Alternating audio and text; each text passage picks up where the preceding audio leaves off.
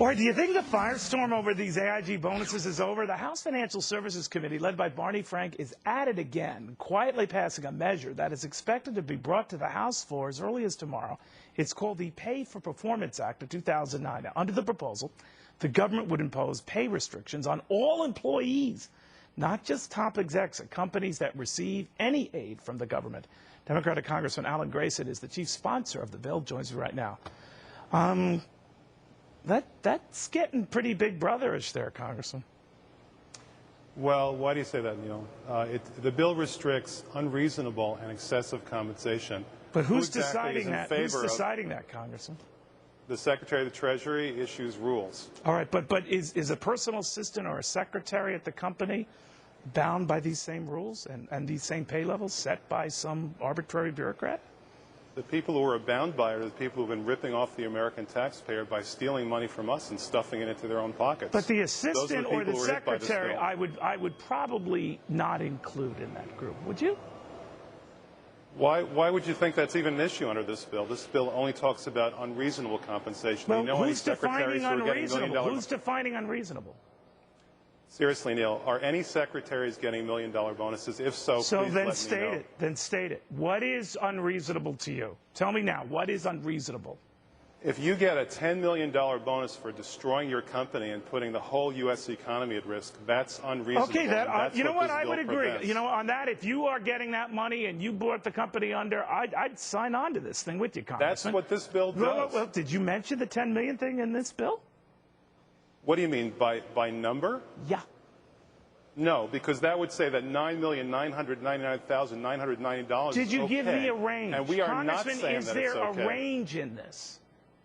No, the Secretary of the Treasury is going to establish the ranges. But do you see where this is going, Congress? I know your intentions are good, but what you're doing here is putting Congress in the role of determining what is okay and what is not okay, what compensation is excessive and what compensation isn't. Who's to say that this 10 million figure, well, you didn't even give me a range. Neil, that's just wrong. We can punish bad people without punishing good people. That's what the law does every single day. You're not even telling me what this law includes, Congressman.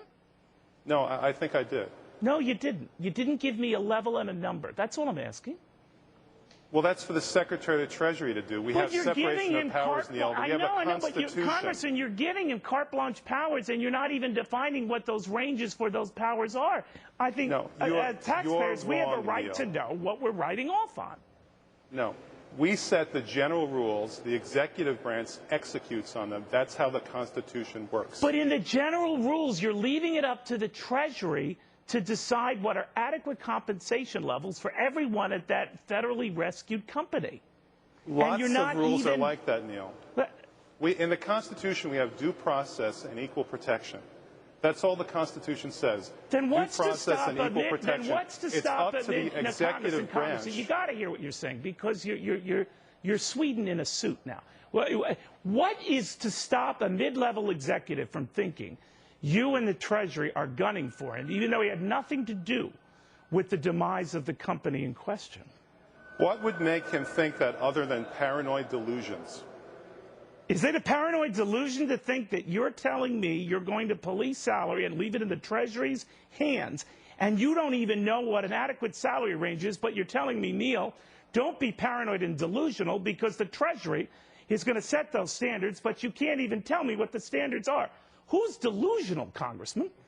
I'm telling you that laws are like that all the time. The Congress sets general guidelines and the executive. They are stupid laws. It's the Constitution, Neil. No, the Constitution never gave you the damn authority of telling anyone what they should make. You are not. Use profanity on the air, please. The Constitution never gave you the authority to blithely come in here and arrogantly set pay for people you don't even know. And you don't have the guts to come back at me and tell me what you think adequate pay ranges are. And you cavalierly tell me, that's for the Treasury to decide, idiot. And the Treasury is going to set guidelines behind closed curtains. And then we're going to sign on to it because you say, trust the Treasury, trust me? Are you nuts? Listen, Neil, we have a real problem here. The real problem is people are taking taxpayer money and they're looting it, putting it in their own pockets, and destroying the economy in the process. This bill stops that. If you're in favor of seeing that continue, a lot of people disagree with you. Congressman, you're obfuscating here. I am asking you, I agree with you. There were people in power who took obscene bonuses and pay packages, and they ran the company into the ground. But if this measure, if I'm reading it correctly, you're not even delineating or separating who those people are. You're just saying everybody at this institution is fair game for us to examine their pay packages. When I ask you at a level that you would deem excessive, you're not even playing along. You're not even giving me a range. You're saying that's up to Oz behind the curtain. No wonder American people are fed up with this nonsense. No, Neil, that is not Alan Grayson's job. That is Mr. Geithner's job. He's you the Secretary are of Treasury. giving He's him a part blank of check to decide what number to write on the check. No, we're taking away the blank checks that people have written for themselves at AIG. Give me a number. And saying that has to What is obscene stop. to you? Give me a number. How can you have people vote on something you don't even know what the hell they're voting on? That's ridiculous. Everybody knows what they're voting on here. They're voting to stop these ridiculous, excessive bonuses, which you are defending. I'm not I'm just told then how would you stop I just told you that if a company is taken over by taxpayers, ridiculous overpriced bonuses for the very people who brought the company to this point, they shouldn't be getting them. And you're free at that point, since they got taxpayer dollars. If you want, go fire them. What I am saying, though, is that when you include en masse everybody at that company, what's to stop you from just willy-nilly going after any company you damn well please? That's ridiculous. No one's contemplating that. Why don't you ask that question to Tim Geithner? Do you think he's going to say a secretary can make no more than $5,000 a year? I don't know. That's because absurd. You know what? This is a paranoid fantasy. I will ask him, because you don't answer a simple question. We have entrusted in you oversight to make sure these abuses don't happen. Your answer to those abuses is, I'm going to police excessive pay. When I ask you what excessive pay is and how you would define it, you didn't even give me a range.